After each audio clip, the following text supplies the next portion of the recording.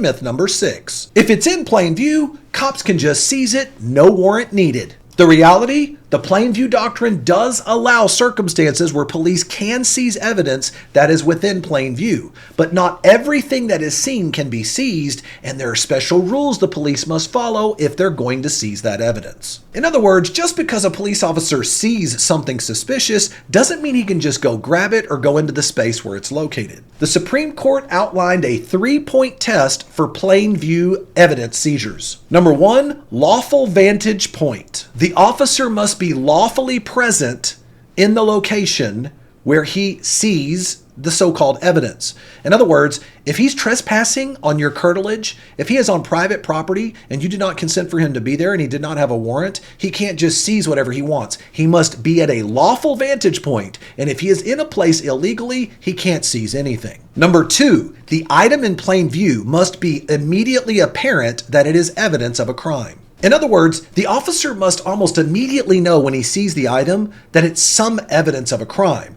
In other words, he has to know it without having to move it or examine it further to confirm it. And then number 3, a lawful right of access. The third part to this test is talking about that even if a police officer is at a lawful vantage point to see the evidence, he can't step into a protected area to grab that evidence unless he has some legal basis to do so.